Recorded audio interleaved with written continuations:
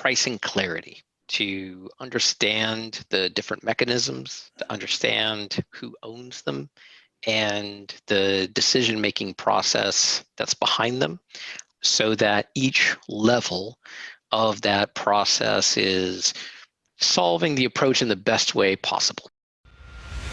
Coffee's for closers only. So we've established my proposal is sound in principle. Now we're just haggling over price. Let's see how much we're going for on eBay. Man, it's the same as Dunkin' Donuts. Costs 15 times the price.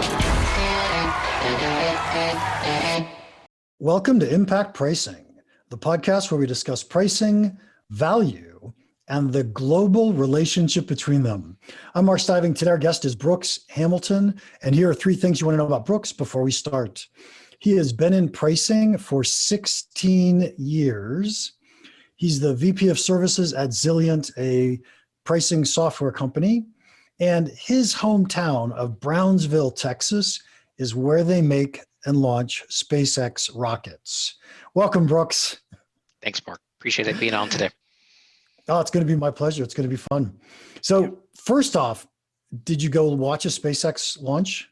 I've not been to one in person yet. I've missed it by a day, but we have little viewing parties among friends from my hometown when we watch the prototypes launch. Nice. Well, that's going to be fun one day to go out and watch it in person. Mm-hmm. So, okay, let's jump into this. How did you get into pricing? Yeah, I started my career in a set of startups in the Austin area, and a great set of enterprise startups, and there was one in particular that I became particularly passionate about. And the objective of the company was to go about valuing and pricing the contract options for large process manufacturers.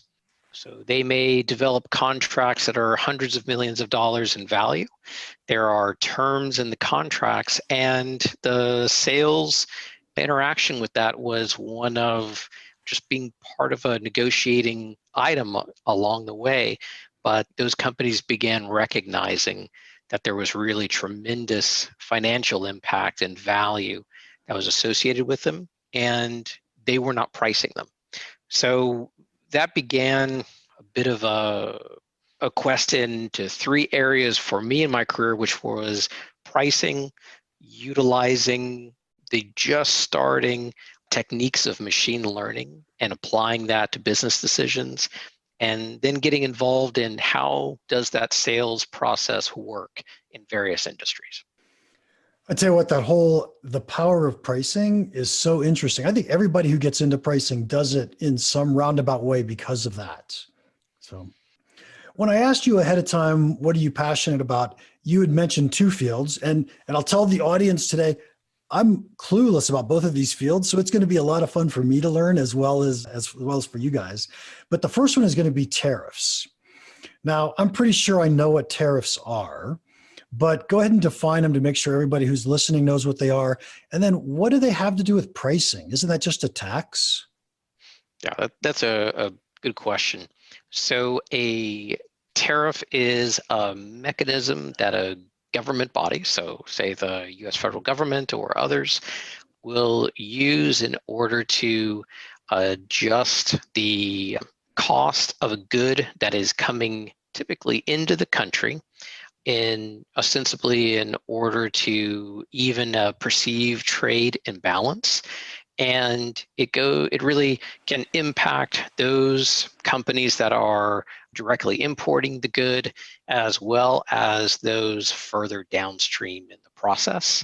And when those values change, it can be really surprising, as well as really disrupting for both the immediate financial impacts and a lot of pricing questions about what you do along the way. Yeah, as you were saying that, it suddenly struck me that I'm often asked a question about international pricing, and one of the key challenges is currency rate exchanges. Mm-hmm. And it seems to me like a currency rate exchange changing is essentially very similar to a tariff, in that the question becomes, are you manufacturing locally or internationally, and then importing it in? And if you're importing it in, then you're hit with the currency exchange rates. Yes. Or you're hit with the tariff. either way. Does that make sense to you? Yeah, I think that's a good way of thinking about it because the dynamics are a lot the same. Depending upon where I'm sourcing a good from, might really impact what my cost basis is, and it might open me up to changes in that cost basis that don't really have much to do with my supplier, but can really impact my bottom line. Yeah, so that makes sense. Now, I'll ask some hard questions here. Let's assume that I'm here in the US and I compete with a US manufacturer, but I am importing goods from overseas. Mhm. And we've got an equilibrium price going in the world, and I'm making a reasonable margin. And all of a sudden, I get hit by a 25% tariff. So the Mhm. cost of my goods just went up 25%. Mhm. What can I do? Because I'm still in a competitive marketplace. The competitor who's manufacturing locally, they weren't hit with that tariff. So Mhm. what is it that I could possibly do? Yeah, I think this is where some really hard decisions have to get made really quickly, especially if we are dealing with the question of this tariff has been laid on quickly or if it has been increased quickly. Then right away, what I'm going to be faced with is all goods that I'm importing from that source country are I probably don't have all of my goods coming from that one country. However, I might have a significant percentage. And so the questions that I'm going to be hit with right away are, am I going to pass through that full amount of what's essentially a cost increase because of tariff activity? Or am I going to try to maintain market share for as long as I can and go about modifying where I can pull margin in other locations of my product portfolio?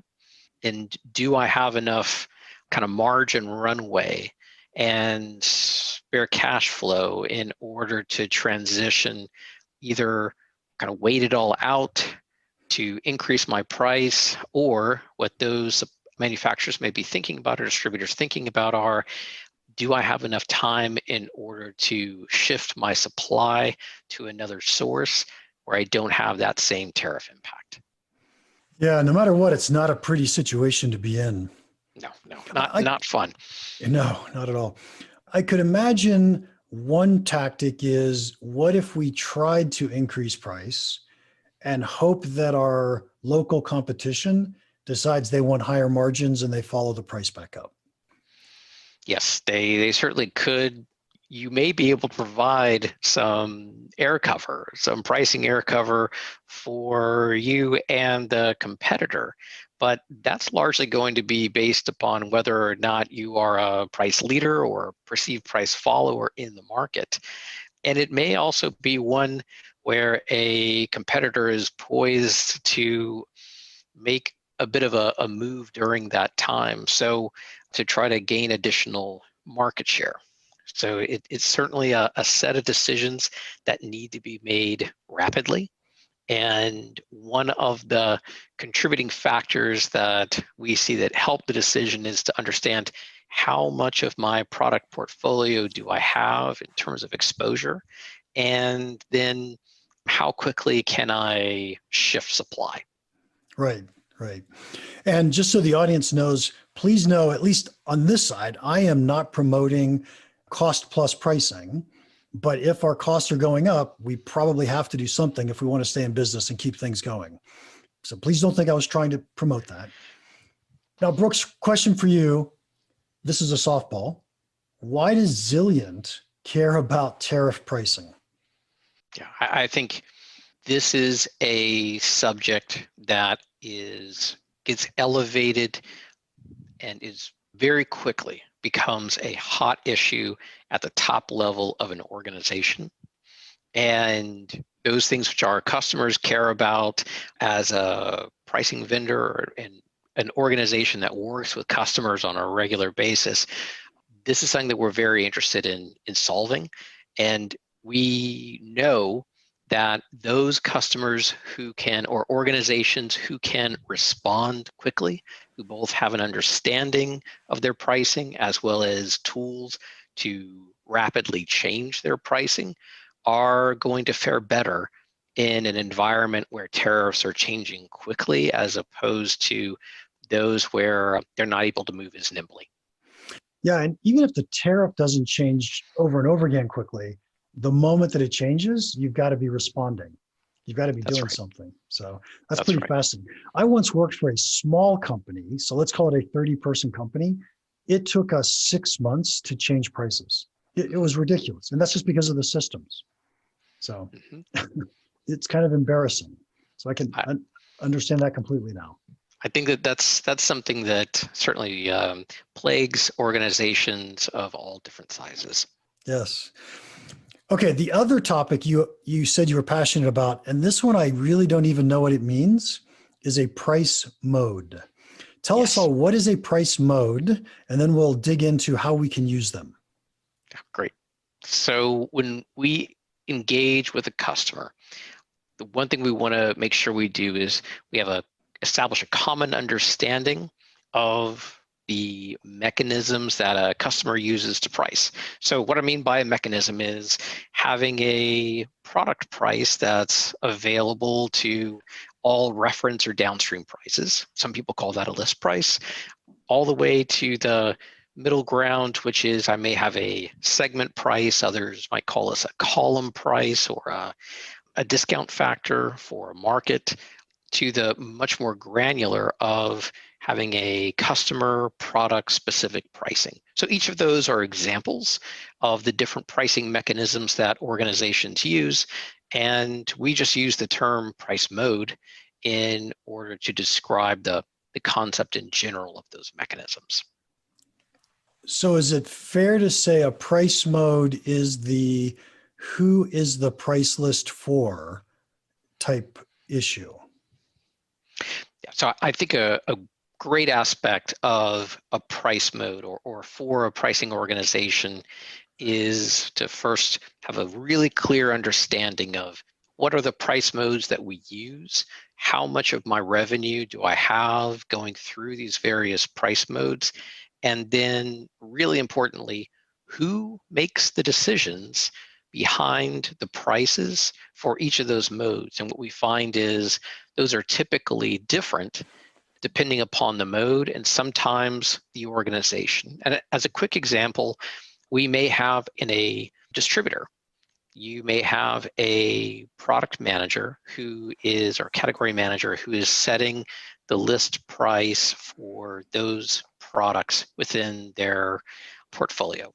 And then you may have a salesperson setting what the price is for that same product at a national account that is within their account set. So each of those organizations is responsible for a different part of the puzzle, and there is a different decision-making process associated with each one. Pricing decisions feel risky. How nervous are you knowing you need to raise prices? When, where, and how much should you raise prices so you don't lose customers or lower your rate of new customer acquisition? It's risky enough to make you want to put it off till next year, along with any growth. But pricing doesn't have to be such a mystery. When I work with clients as their go-to resource for pricing advice, I help them better understand the value of their products and how their buyers use price to make purchase decisions.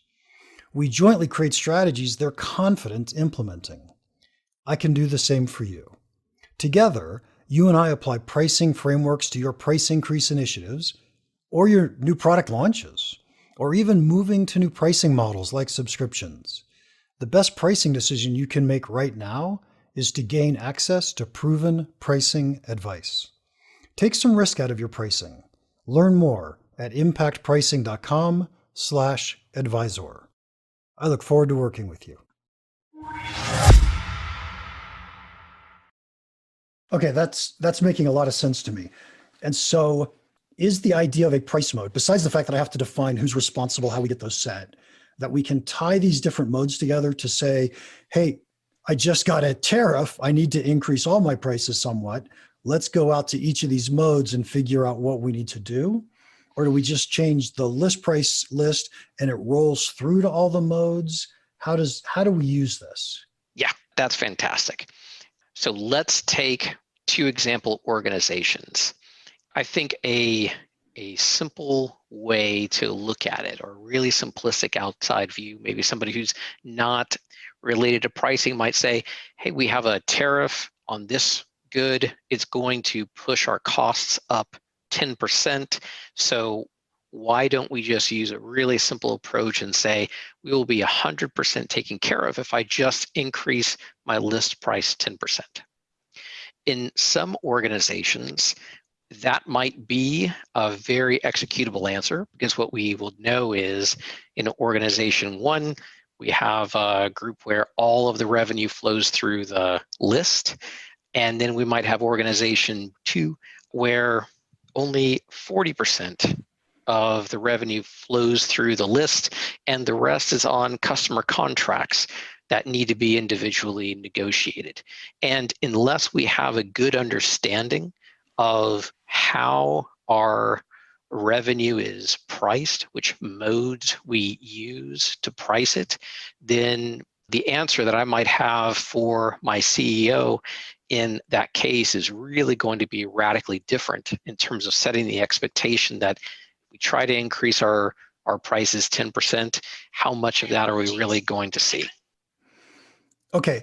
And how many modes does a company want? It is typically the number that corresponds with the major pricing decisions that they're making. So let's kind of take the two great examples. We typically see between 3 to 6 modes primarily used in an organization, and the distribution of revenue among those modes and the use or number of them will really vary depending upon the organization, and interestingly, the pricing culture within the organization. Okay. Give us more about the pricing culture. How does that affect the number or usage of modes? Yeah.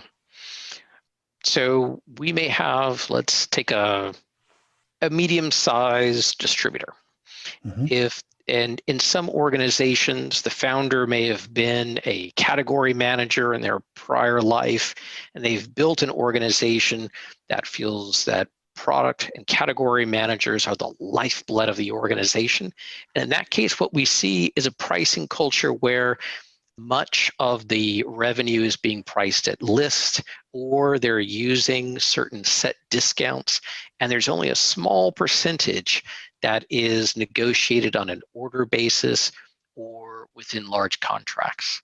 In other organizations, they may have been founded by a fantastic sales leader who knows and feels that it is ultimately an organization's success is built upon the great relationships that are established at the individual level of salesperson and commercial leaders with their customers. And in that case, those pricing decisions are really decentralized and pushed to the sales team, in which case the pricing mode of individual contract price or order price is going to be the predominant mode.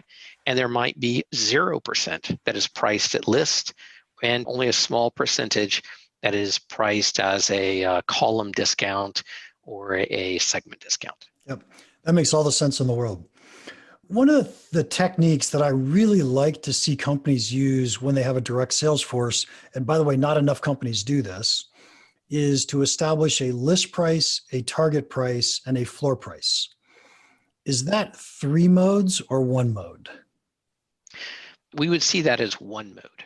So that is a great set of price envelopes. That is a price envelope which informs our decision about a price mode, which might be negotiation guidance on direct sale. Right, exactly. Okay, and now what's the huge advantage to having price modes? Does a company have them whether they call them price modes or not, or do they just not use enough of them? Great question. So every organization has price modes, whether they recognize them or not. And the more common challenge that we see is organizations having great clarity behind the price modes that they use and the role that they play, and having a really good understanding of how they make decisions around them, what portion of their business is associated with it, and which tools they use to inform those decisions, as opposed to the exact setup and structure of those modes themselves. Okay, I think you just answered the question I want to ask next, but I'm going to ask it anyway. Sure. I'm suddenly getting excited about price modes. And the reason I'm getting excited is I could imagine inside organizations, we have things like list prices and regional prices and negotiation guidance prices, and not a lot of real clarity on who's responsible for which one and how we manage it. Mm-hmm. So the question I really want to ask you is, for any given price mode, we're going to document the mode. What are the things about it I want to know? Yeah, great. So the things about it that I want to know are, what role does it play in the overall sales process? Who owns the decision about the value of that typically product or service that's associated with it? How is that decision made? The third thing is, what portion of revenue is associated with that mode? Is it 5% or is it 95%? And then finally, what is it connected to? So that way we understand the flows between those modes. And we all know that none of these live in a vacuum. Right. And so connected to is something like, hey, if we're going to change the list price over here, that needs to change the list price on the sales negotiation sheet. That's right. Okay. That's right. Explain the role part a little bit more, would you please? The first one you mentioned. Sure.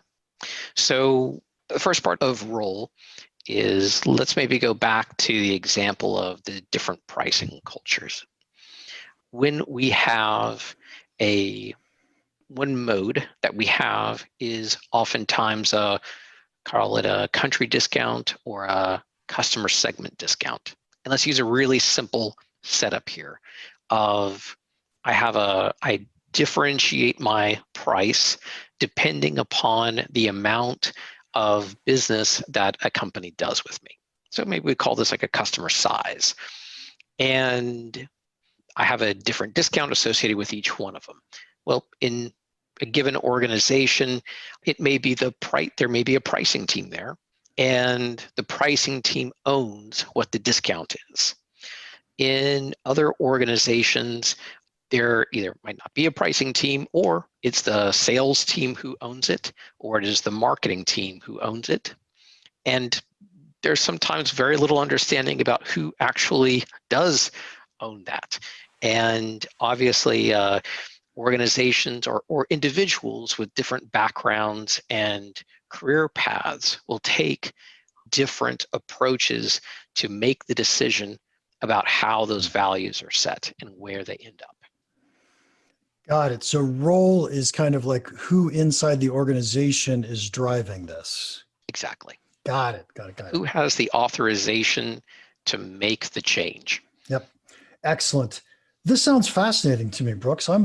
I'd never thought of it this way, and it's really interesting when you start to dive in. So thanks. We've seen nice. something which, if we think about price modes as an intro as a 101, we've seen some organizations do a bit of if you think about the 201 or 301 coursework on it, to get to understand the modes and then do something called a mode shift. So there's one organization with whom we worked where they understood the amount of revenue flowing through the different modes, saw that there was a really high percentage of revenue that was flowing through the customer-specific pricing mode, and there were millions of pricing records sitting out there which had created the circumstance where there were many static prices that had not been changed in years, and sometimes, when this was a fairly dynamic market. And what that pricing leader did is they said, listen, let's transition a certain portion of the revenue that's low risk from one mode, which is customer specific pricing, set net prices, to another mode, which is matrix price, or a kind of think of as a column or segment price. Right. And what they took some baby steps to remove pricing, say for customers that hadn't bought very much in the past 6 months, were very small, and then over time began eliminating more and more of those pricing records associated with that customer specific pricing mode, and were able to really gain quite a bit of value associated with the price where they should be priced. So I think for them, it was a good trade-off of a lower risk activity coupled with a great increase to the bottom line. And they could not have done that without having some great mode clarity in order to have those internal discussions to what otherwise would have been something like a very emotional topic. Yeah. What I love about what you just said is knowing things is fun and interesting, but if you can't do something with it, then who cares? Mm-hmm. And you just said, look, here's an example of a way to take this knowledge and turn it to more profit dollars to your company. So that was awesome. We're gonna have to wrap this up, Brooks, but I'm gonna finish with the last question. What's one piece of pricing advice you could give our listeners that you think could have a big impact on their business? Yeah, I think it's pricing clarity, to understand the different mechanisms, to understand who owns them, and the decision-making process that's behind them, so that each level of that process is solving the approach in the best way possible. Yes. And so that's pricing clarity inside our company so that we know what we're doing, how we're doing it, and why we're doing it. Exactly. Nice, nice. Brooks, thank you so much for your time today. If anybody wants to contact you, how can they do that? Two great ways. First, I'm always available at brooks.hamilton@zilliant.com, and the other is LinkedIn. Love to hear from everybody. All right. Thank you so much. And episode 114 is all done.